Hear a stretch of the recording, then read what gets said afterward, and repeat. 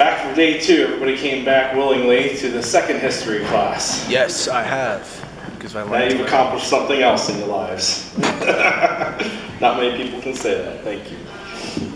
All right, so last week we covered time before Jesus, our big focus of the Roman Empire, or the Republic rather, and the Greek Seleucid states that were involved with Judea and the different revolts, the Maccabees, the Hasmonean rulers, to kind of get understanding of the period going into Jesus. Now we're getting closer to when Jesus was born. And today, we're going to start with someone everyone's familiar with, not for good reasons at all. And this would be Herod the Great. So why is he called the Great? It is not because people liked him. Anybody. The Jewish people were opposed to him from the beginning. Everybody had reason to despise this man. Historically, he is known as the Great after his life, only to designate him separately from the Herods that come after. Because he had a bunch of sons, all the first names were Herod pretty much, grandson's name Herod. That is only meant to distinguish him.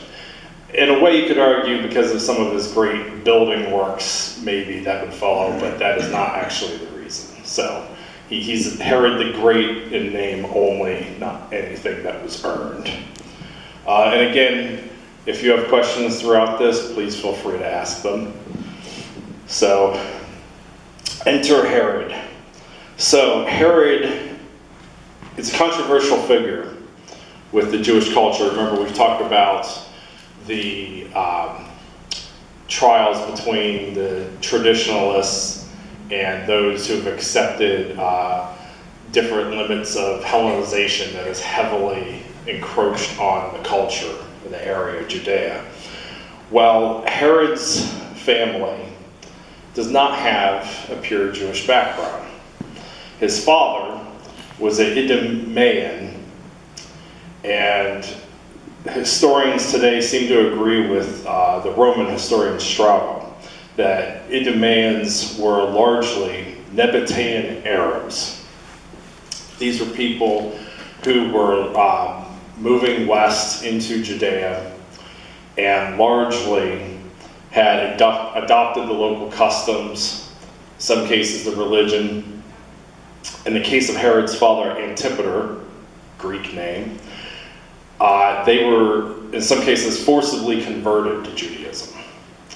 So they were not part of the culture, necessarily, originally. And his mother, and we know in Jewish culture, the lineage of the mother is very important. His mother was a princess of Petra. She was Nabatean. So, if you're thinking about the Sadducees or the Zealots, this is not the person that you would particularly choose to usher in the next era for Judea. Herod, we know of him, his rise is largely due to his father. Antipater had relations with Caesar, and as we covered before, Caesar takes over, defeating his rival Pompey, and he needs somebody to, he needs loyal people to administer the area because he's got other things on his concern. And Antipater had been doing work for him, so he appoints him to several commissions. One in Egypt, then where Antipater had helped him make Egypt basically a province. Not fully yet, but it's pretty much on their way. Then he got placed in seats in Idumea, and he was responsible for collecting land taxes in particular. From this, Herod was able to gain seats through patrimony and was eventually appointed in 47 BC as governor of Galilee and large responsibility of sending taxes to Rome, made him unpopular naturally. He was also made a general in Samaria. And from here, there is record of his brutality. And brutality was a common thing, especially with generals in that time period. But this one was notable because he was criticized and brought before the Jewish legislative body in Jerusalem, the Sanhedrin, and censured. They actually wanted him out of Judea because of it. This would be something Herod would not forget. He was not a man to let grudges go. So, in 40 BC, Herod actually leaves the area. He was put in command at Masada when the Persians were coming in, as there was renewed fighting even after Caesar's death. Mark Antony had been involved with legions trying to defeat the Parthians. Herod goes to Rome. His brother is killed in this process. And while in Rome, he makes a deal to end what's basically a civil war going on between the rival Hasmonean factions. And he meets with Mark Antony in particular. Antony decides, well, we need somebody to bring some rule and authority and stability to this area. Excuse me. Especially when Jerusalem is an important staging point for our attacks into Parthia. So he convinces the Roman Senate, say, you know what, we can elect this man king in Judea, and he can do the tough administrative duties so that we don't have to, and bring the people under control. So the tetrarchy system would no longer be necessary because the Hasmoneans are not making it work. So this leads to Herod being in control of a couple legions with another Roman general.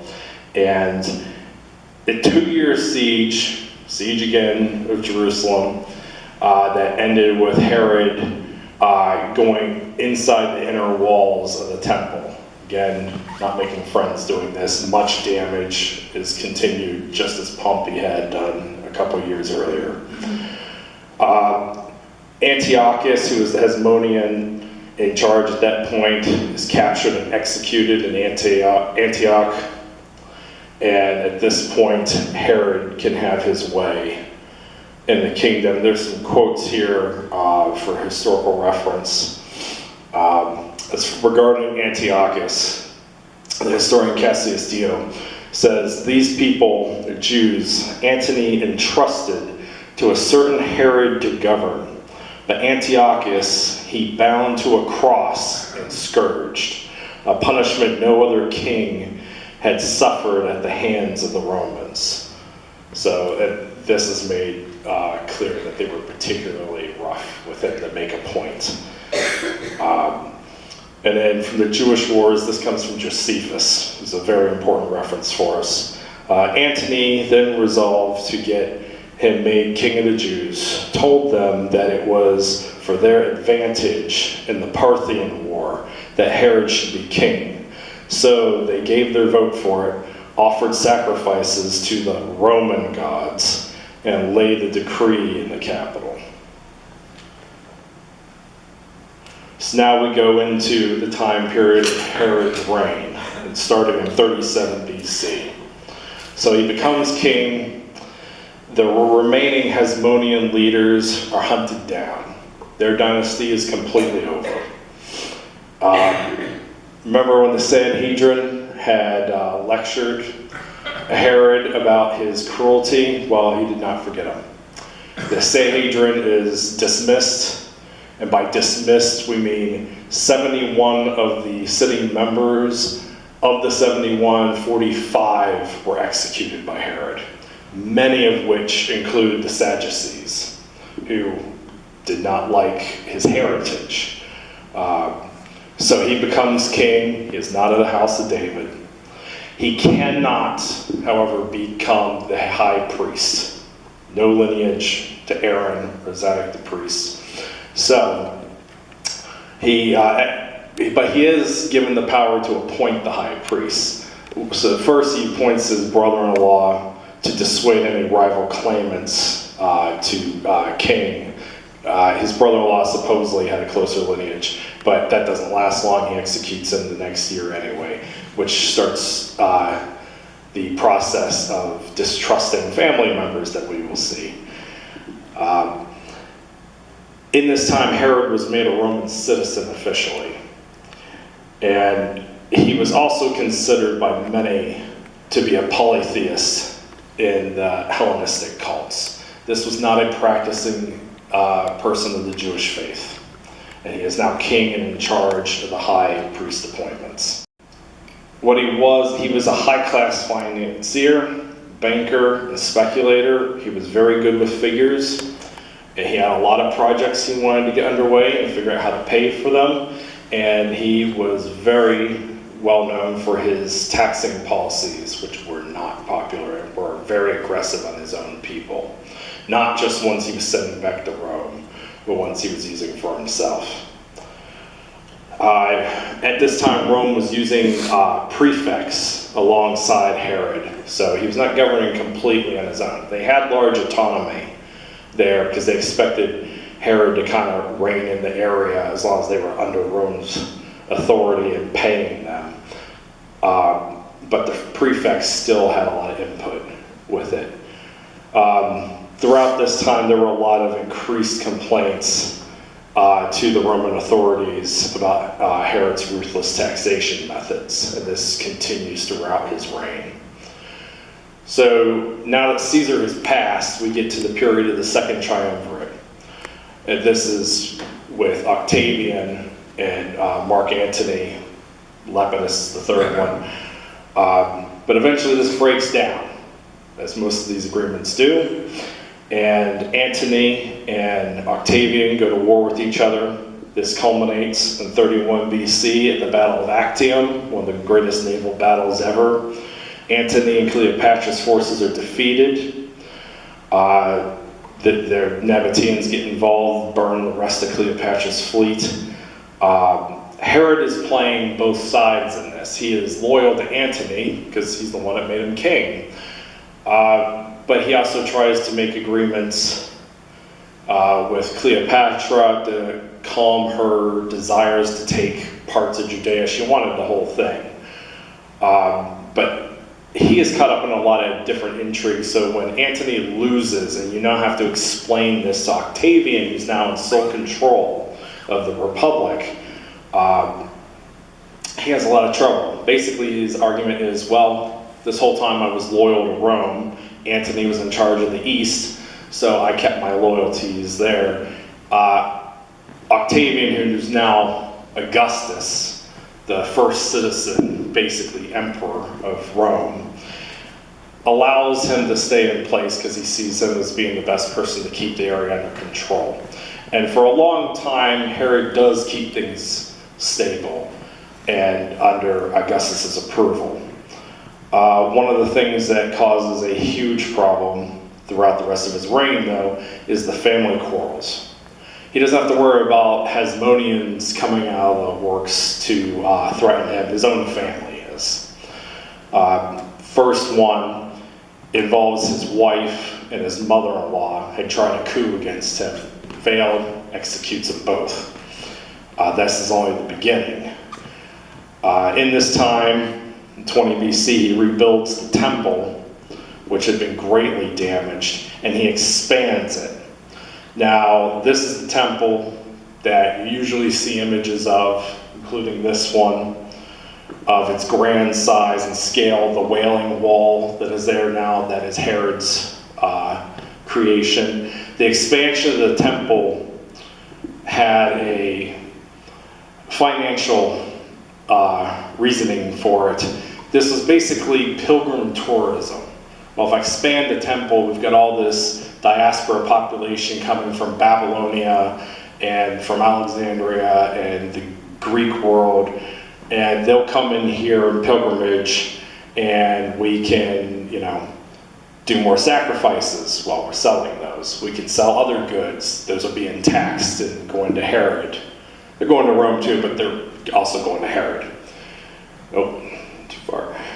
So it was also a way to try to ingratiate himself with the Jewish population, since everything else he was doing was very Roman and Greek, but it was not something that one could say he was doing for religious, personal purposes. So as time continues, we get down, there's some quiet period where he's building, but then we get to a period where he starts getting more paranoid. And 2 more sons are executed. Next year, he starts administering an oath. Now he had, when he first became king, administered an oath to the Jewish people that he was king and no one else could challenge him. However, this one is different.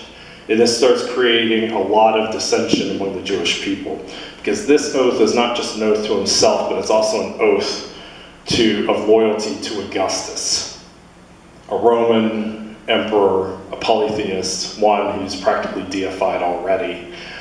This is not going to sit well. One has to note that the Sadducees did not necessarily oppose it at this point. They kind of sided with Herod. You're thinking, well, why? They're the more traditionalists. Well, when you execute most of your leaders, the other ones fall in line. The Pharisees did not, though.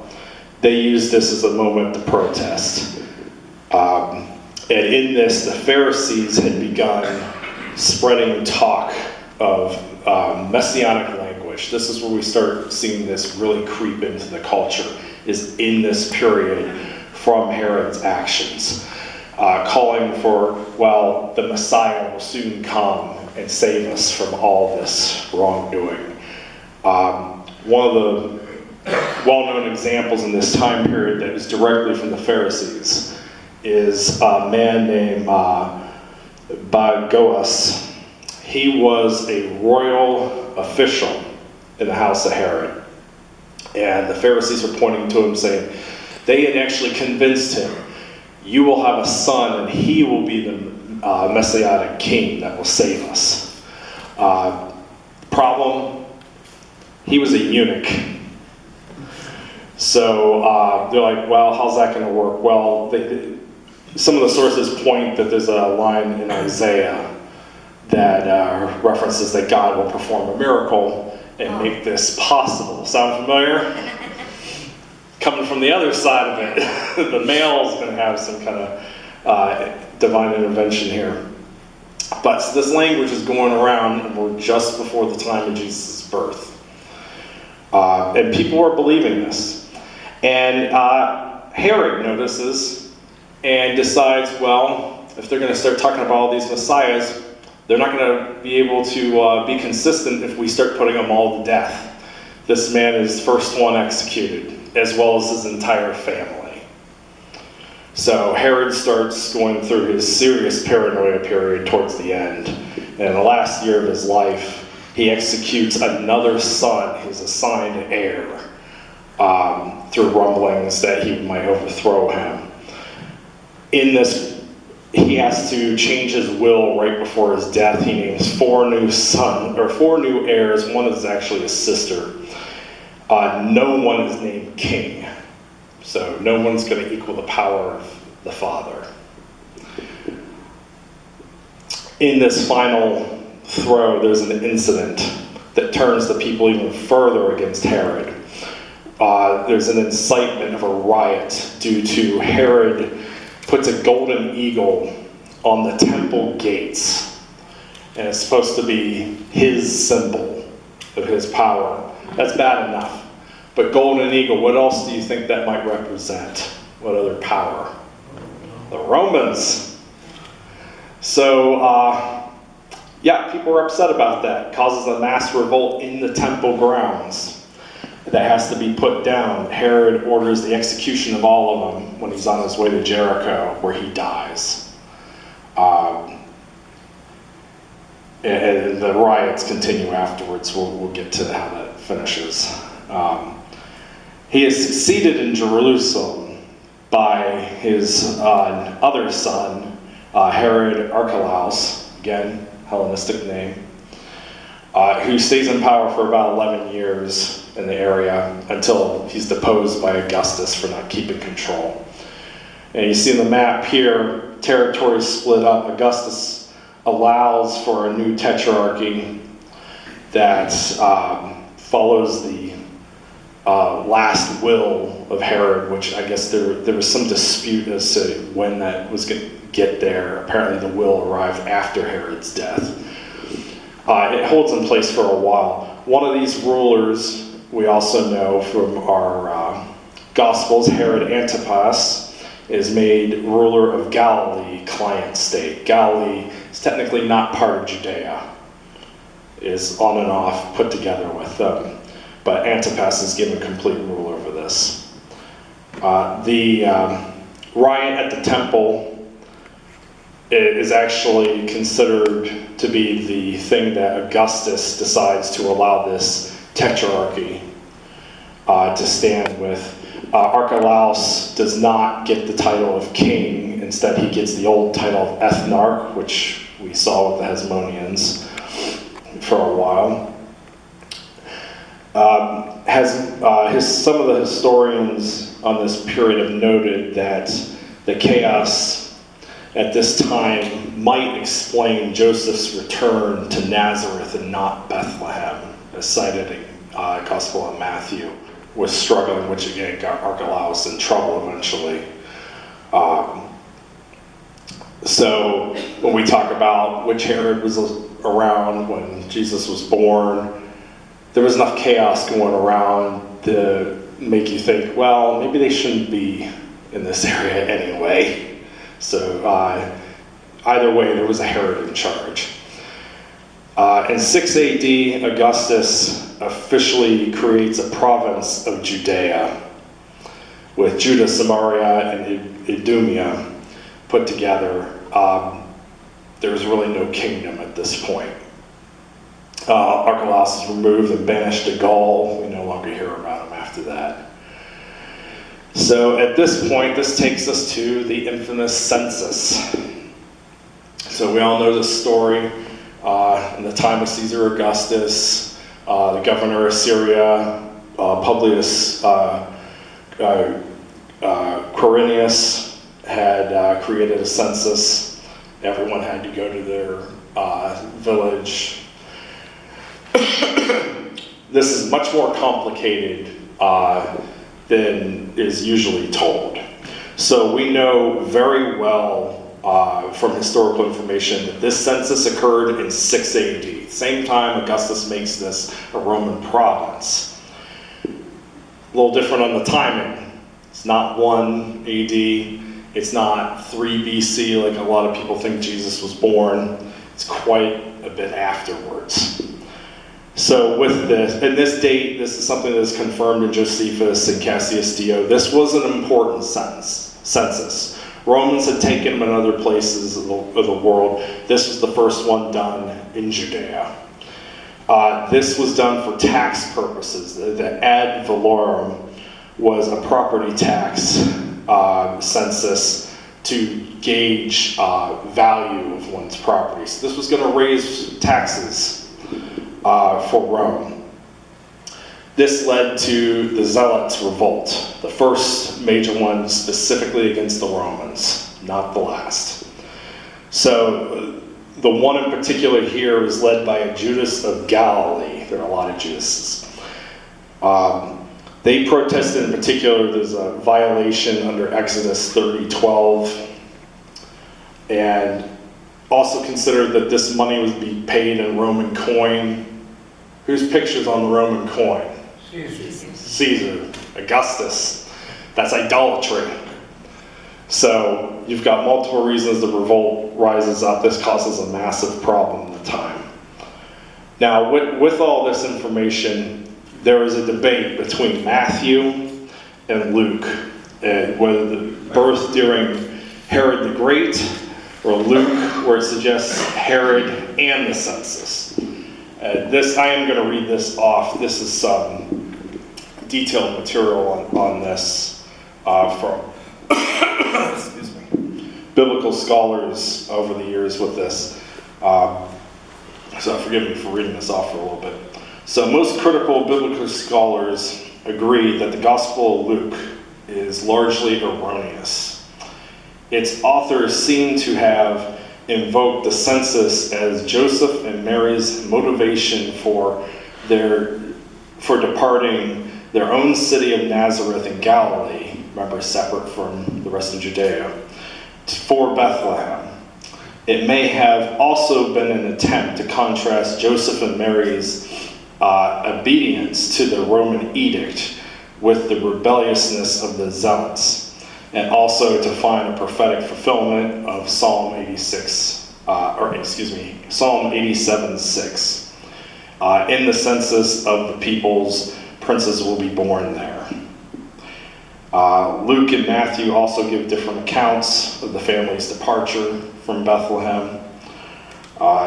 There is a Catholic scholar, Joseph Mitzmeyer, who said that on this, it is clear that the census is a purely literary device used by him to associate Mary and Joseph, residents of Nazareth, with Bethlehem, the town of David, because he knows of the tradition. It helps explain, it doesn't dispute that they're in the line of David. It's just, gives more back. You have to remember who each of these Gospels were written for. They were written for a particular audience. And that audience would understand the importance of the line of David. Also attested in Matthew that Jesus was born in Bethlehem. He is also aware of the tradition about the birth of Jesus in the days of Herod, as in Matthew. Luke's form of that tradition, unlike Matthew's, tied the birth in a vague way to a time of political disturbance associated with the census. Now, scholars point out that there was no singular census for the entire Roman Empire under Augustus. You couldn't perform such a thing under a vast area, especially when some of these are just being conquered. They're expanding in Germania at this time. So this would have been something that was specifically done by the governor of Syria for that area. No Roman census that we know of required that people travel from their own homes to those of their ancestors. That was not really something that was their goal. A census of Judea would not have affected Joseph and his family, who lived in Galilee under a different ruler. The revolt of Judas of Galilee suggests that Rome's direct taxation of Judea was new at the time. Another biblical scholar, Raymond Brown, thinks that Judas's place of origin may have led the author of Luke to think that Galilee was subject to the census. Brown also points out that in the Acts of the Apostles, Luke the Evangelist dates Judas's census incited revolt as following the rebellion of Theodas, which took place 4 decades later. So there's a number of revolts to confuse these with. Defenses for Luke, however, include that there may have been a translation problem with the Greek, that it should read, the birth occurred with the census before the one of Quirinius, where they may have been trying to just figure out what the general population and area was, because that might determine how many legions you need to keep there. So it's a bit of historical controversy. Overall, scholars lean on Matthew as being the one that is considered more accurate. So, yeah. And this might jump you ahead though, but so technically, trying to get back to the Herods, Jesus might have been born under first Herod? Yes. And then maybe the wise men show up under second Herod? It's possible. And then he was crucified under third Herod, or even further Herods? There would have been a different one, yeah. Okay. There's a lot of Herods here. There's 4 or 5 of them in particular that are important through the next 40 years. So it's possible. Herod the Great seems to have clearly been dead by 3 BC. Some things claim it's about 4 BC. He might not even been the birth Herod. It may have been his son, Archelaus, but it could have still been him at the very end of his life. In which case, the Magi might have come towards the end of Herod the Great's life. It still may have been him. But as far as them fleeing to Egypt, that still probably would have been necessary under his son, who was trying to gain control of the area. So living under any of these Herods is not really good. And historically and archaeologically, we don't have anything that backs the killing of the innocents, but it is not something that would be impossible in that time, that is for sure. So it could have been under either Herod, honestly. We don't know for sure. So that brings us to the reign of Tiberius, and under his reign we get into Pontius Pilate. He was about the 4th or 5th prefect governor of Judea at this time. And in 26 AD, he comes into Jerusalem. He's there about 11 years. He's the longest one. None of the others last this long. Immediately, conflicts are arising. Things have really never calmed down. So Herod Archelaus is never able to calm down the revolts against him, which is why he's deposed. Pilate's kind of brought in to solve this issue. He's immediately dealing with different revolts against him. Josephus, Philo, and Luke all cite Pilate's time as governor. He was the head of the judiciary. Here we see, there's no king anymore. We get the ethnarchs, and the Romans are gaining more power very quickly. He's head of the judiciary. He deals out the capital punishment. Ran tax collection for the Romans aggressively, minted coins, shared religious and civil power with the Jewish Sanhedrin, the legislature. So they've been brought back to basically assist with Pilate's control. Big thing here, Pilate is in charge of appointing the high priest now. Wow. You don't have a king doing it anymore. So the Romans are now appointing the highest position here. And during his reign, Caiaphas is the high priest. Now he's already there when Pilate gets there, but Pilate reinstates him during his time. And with the appointments, he was helped out by the Sadducees and the Sanhedrin. So there was a religious tradition that still had influence with it. However, Pilate followed that, we don't know. Pilate himself is described by Philo and Josephus as being very cruel and obstinate, not merciful. I think there's some texts in the Apocryphals that try to give a more sympathetic tone to Pilate, particularly after the crucifixion. But the historical reference we have say very much the opposite. This was a significantly cruel leader. We don't have much information on the other governors of Judea. Pilate is the one we have the most on, and it's still not a lot of him personally, but what we do have is that he was a cruel man that inspired more hatred towards Rome. About 27 AD, we got Herod Antipas up in Galilee. At this point, he's tired of his wife, dumps her, marries Herodias, his brother's wife. This leads to Herodias not approving of John the Baptist's criticism. John the Baptist is executed. This causes great instability. John the Baptist is considered very popular, particularly in Galilee. This causes some serious destabilization problems for Antipas that he remembers later. In this time, more messianic figures are popping up. The Pharisee wing is steadying its opposition to Rome. So going through this area, you have a lot of people being proclaimed the potential messiahs. They're everywhere. Little cult groups springing up.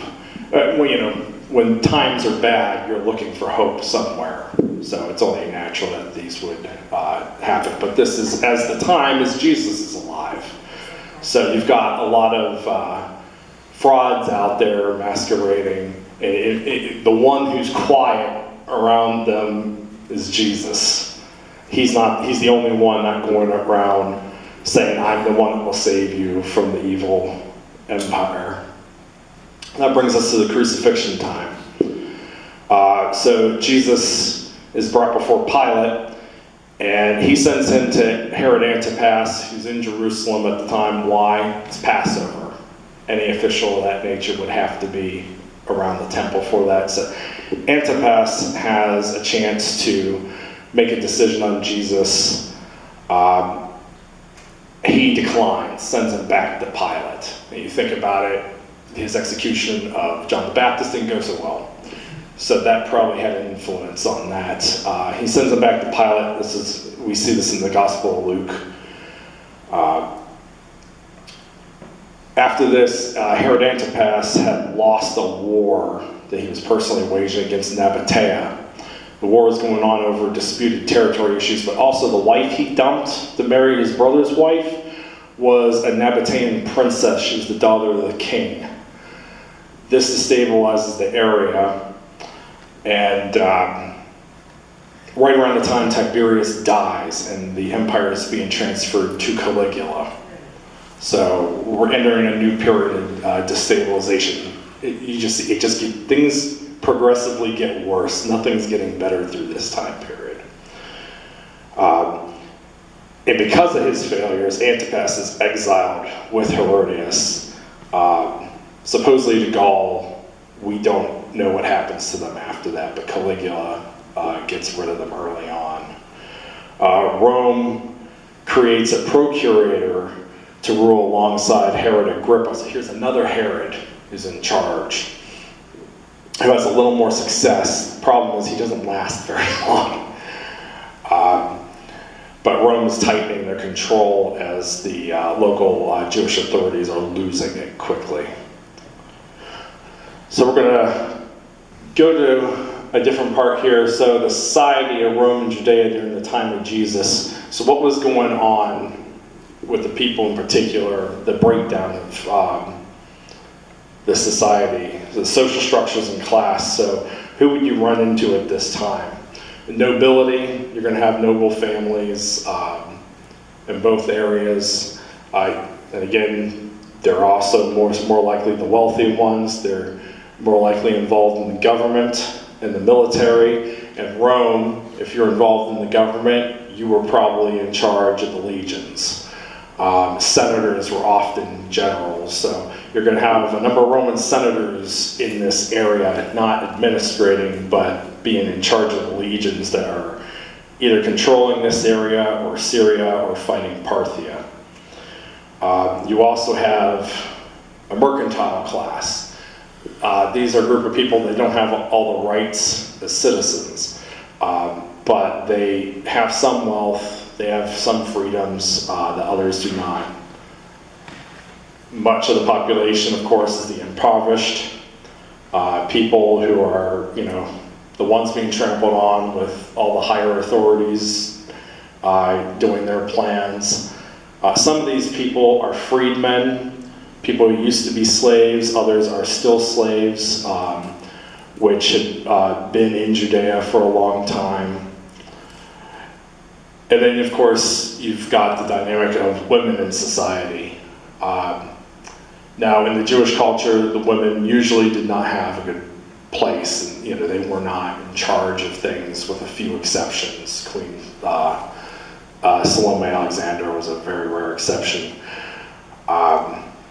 You had polygamy going on, so you had to deal with women being stuck in a marriage with other wives, being removed and replaced. This what gets where Jesus talks about, the problems in the society, where I forget the name that the women had if they were divorced, were widowed, they'd be cast aside, and they oftentimes ended up becoming prostitutes. I forget what that name was for. It starts with a Z. But Roman society wasn't significantly better. Now, polygamy was not a big practice with them, but Romans in particular considered women inferior as well. In Etruscan society in Tuscany, they were considered more equal to men, and Romans looked down on that, and that was one of the things they changed. So with the Roman Empire come in, and unfortunately the women had no advantages gained in this period. With this, military presence increased. So they're already on and off with wars with Parthia and Persia, but you've got legions being stationed. At certain times you might have 10,000 Roman soldiers, you might have 100,000 Roman soldiers. And their presence, people are going to be stationed in people's homes. They have to feed them, taxes are raised to deal with them. And the legions at this time are multi-ethnic. So usually you'd raise a legion, you would send people to a country, you would not have people in that country be in a legion that's ruling that area. So if Jews are being brought into a legion, they're getting sent to Germania against you and cause a problem. So in Judea, you might have Germans, you might have Spaniards, you might have Egyptians, Dacians, etc. So you've got a bunch of foreigners who don't know the language and don't know the customs in this area. That creates more confusion and anxiety amongst the local population. And when you've got uprisings, like what Pilate was dealing with, a common thing you would see walking around would be examples made of the locals. There would be mass executions. So you picture walking along a road and there's people crucified up and down, tens, sometimes hundreds, depending on the situation. This would be a common sight. This is the society that Jesus came into, that you would have seen. This is arguably the world at its worst.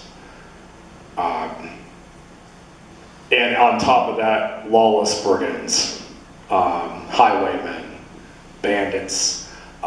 Reportedly from historians, Galilee was one of the most dangerous places to be. Antipas was not doing very well, keeping control of the area. The Romans weren't interested in that at that time. And Galilee is where Jesus did most of his work. Think about that. So traveling on the roads was a very unsafe thing to do. Think about Mary and Joseph when Jesus is young, going through Galilee. They would have to, this would be an everyday thing to consider as they're going about things. So this is a very difficult time we're going into. And the culture reinforced this chaos and this violence at the time. So influences from Rome that you would have seen in Judea. Entertainment, otherwise known as methods to control the mob.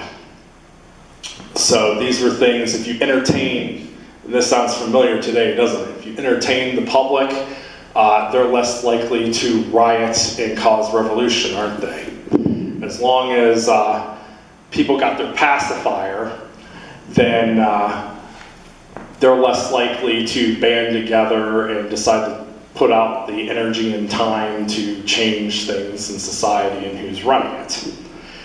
Well, the same back then. Back then, you had different methods, one of which gladiators, probably more famous, everybody knows gladiators. These were usually slaves bought from other areas, used to fight. Sometimes freed independent fighters were hired for this. Despite being slaves, these were the celebrities of the time period. These were the actors, the big music stars at that time. There've been graffiti found in places like Pompeii on the walls, talking about their best fighters.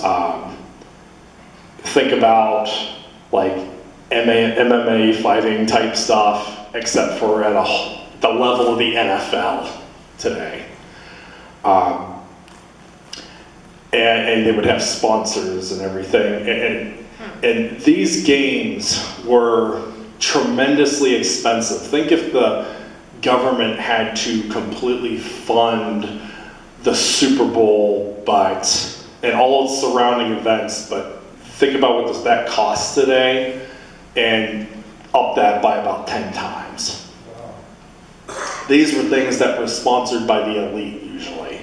In certain regional areas, there'd be lower ones. You'd have a certain number of lower level gladiators. But then the bigger ones in the cities, Damascus, which the governor of Syria is at, you would have more. They would be expected to put these on. So you get money from tax collection and entertain the people. The people wanted greater and greater games. You had to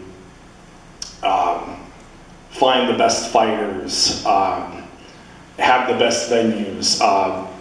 Emperors bankrupted the entire nation over these things.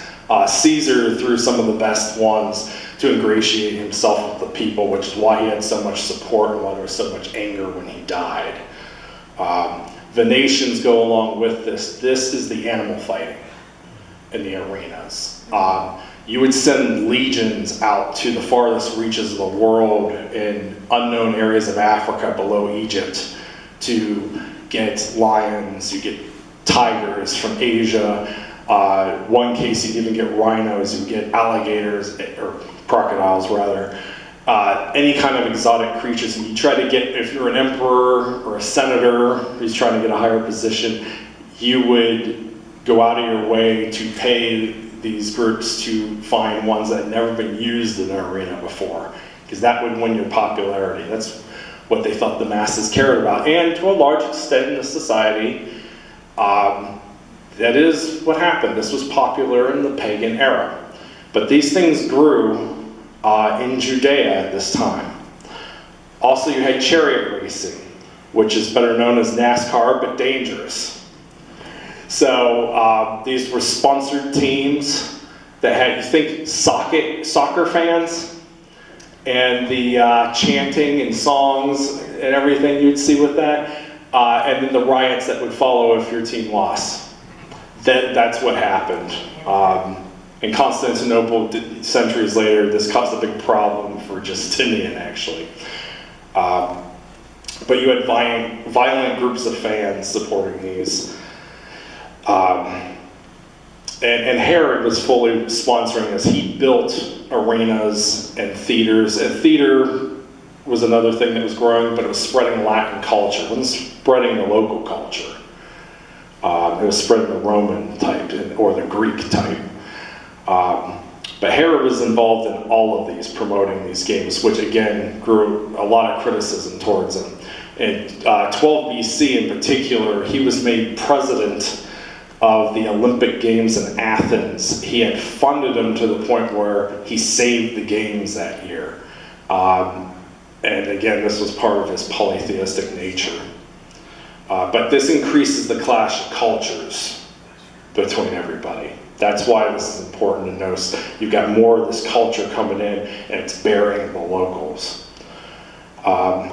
Trade, another thing to consider at this time that Jesus is born into, is the connections with other places in the known world.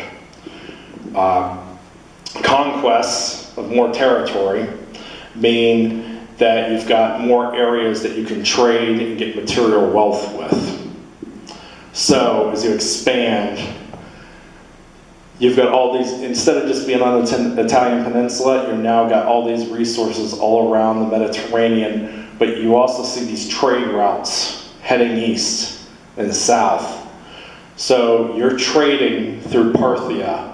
You know, they had a lot of wars with Parthia. They wanted to conquer them because it's easy, it's cheaper to bring in all these great goods when you control a territory, whether a client, king, or outright province, than whether you have to make deals with them.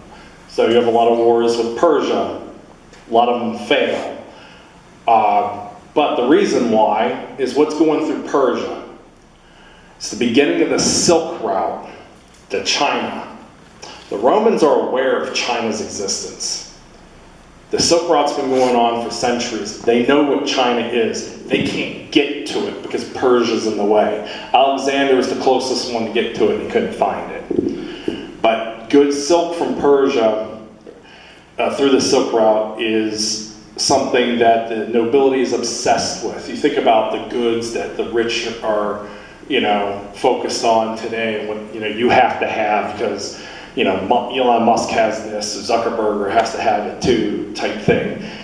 This is what's going on. It costs a lot of money for the empire, causes a lot of destabilization, and you're spending money on massive legions to appease the wealthy. The regular people aren't getting these things.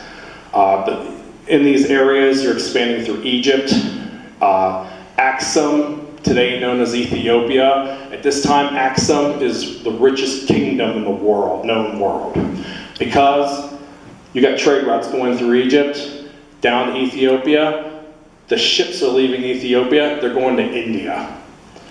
India is another place you get goods from China, but you also get spices and other sources of gold and materials, jewels, from whether it's places in India, China, or even the Indonesian, Malayan islands. Other areas expanding, Britannia, Germania, etc. It gets to the point with their expansion that the Mediterranean is known as Mare Nostrum. Anyone knows what that is in Latin? It means our lake. So they didn't need another name for it. It was just their lake. They owned everything. And you can see the list of different things you would get from this system: silk, iron, gold, quartz for rock crystal, etc., horses, timber. All this expanded was the need to expand Rome's control, but it also gave connections to all these places. Romans were in India at the time. Think about Thomas going to India with the trade there. That's how he knows about it. So this is a perfect time period for Jesus' message to expand. Beforehand, it's too early because these connections aren't there. But at this time, as the republic's dying and the empire is coming on, you can spread the message throughout the known area. And there's a lot of Christianity in the East with Nestorians and everything. So we're going to wrap up here. Judea after time of Jesus. So Herod Agrippa made the last client king of Judea by his friend Caligula. Only 3 years though. He had passed on. He had actually did a better job controlling the area a bit. He was close to Caligula until the end when there was some disruption.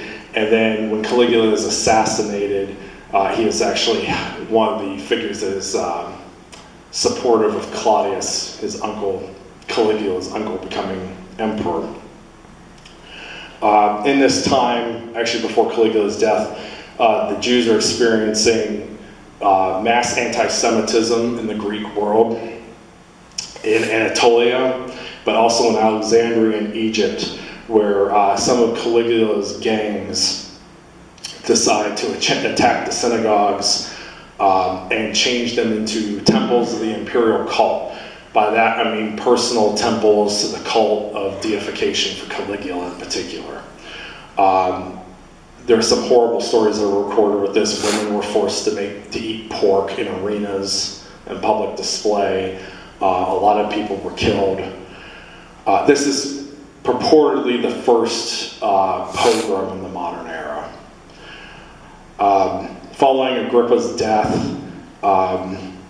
Claudius names a procurator, and there is no king. He refuses to give any further authority to Jewish officials. This is the official end of an idea of an independent Judea. From here to 1948, it is over. There is no pretense that there is any autonomy given to this region now. They are fully part of Rome. You have an increased amount of armed adventurers, mercenaries going into this area. Self-styled prophets are rising.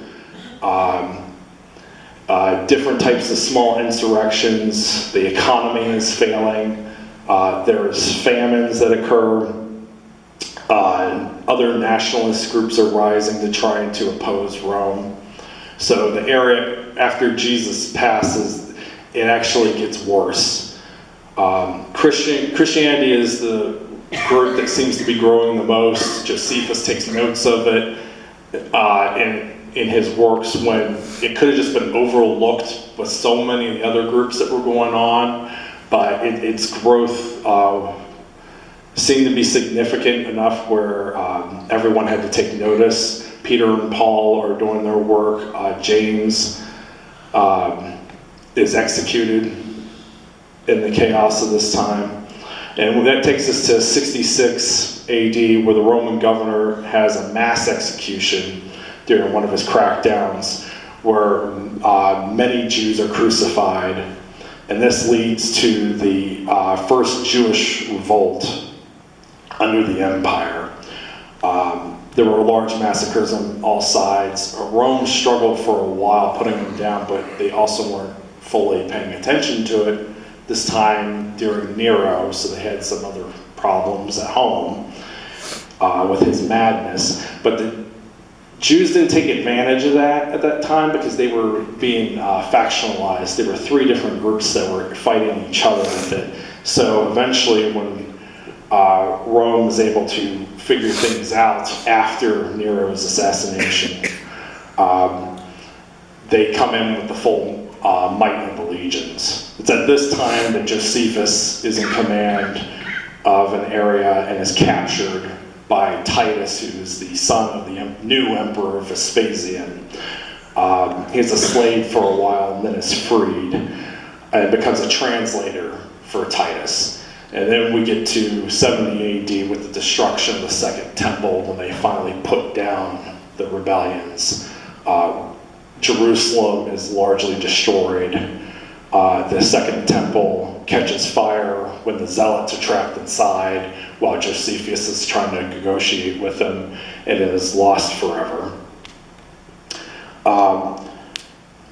With this, more Jews are rounded up, executed in the gladiatorial arenas, and the house of David, the line coming from that, is deliberately extinguished by the Romans. They see it as a threat that won't go away, and they are hunted down. Anyone with claims to it are hunted down. The Jewish religious practice basically survives through the work of the Pharisees, which do a lot of work that lead to the modern rabbis. Under this time, the modern Hebrew Bible as we know it is finished. And eventually we get to a second revolt under Hadrian. This is the one that expels the Jews from the Holy Land. So they're all part of the diaspora now. Rome kicks them all out, replaces them with pagan groups coming in from the Hellenistic world. Judea is renamed Syrian Palestine. So they are squashing all remnants of the culture at this point. And this is in the 100s, and it stays this way largely through the Byzantine Empire that follows Rome. And then you get in the 600s with the Arab invasions under the second caliph, which a lot of the Jews actually supported at the time because it was defeating the Romans. And they were given more freedom because they were children of the book with the Muslims. So that is the story that finishes Judea. In Rome, real quick, Paul and Peter are imprisoned. The Christian leaders grow within Rome. That's where we start getting the first popes on Vatican Hill. And the Christians, they go through the persecutions after Nero's fire, Domitian's terror, and then obviously the reign of Diocletian, which is the last terror before Constantine comes and changes the Roman Empire forever and Christianity expands. So, our original question, why then? hopefully this gives you some background as to why this was a good time for Jesus to come. You think about all the troubles that regular people that Jesus ministered to had to overcome and deal with. There's no sides you could take. You just had to survive. I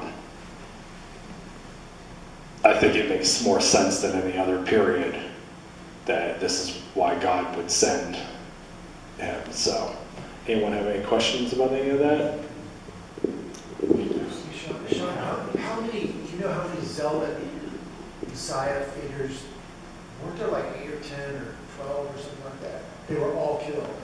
There was at least as many of a dozen. Some of the reports suggest that there may have been dozens of them in different areas, in each area like Galilee and Jerusalem and everything. And anytime someone came up, if they considered them any kind of legitimate threat that people might gather and listen to in any kind of group, they were put down immediately. How did Jesus survive this? Well, he didn't. We did. But he had to navigate it.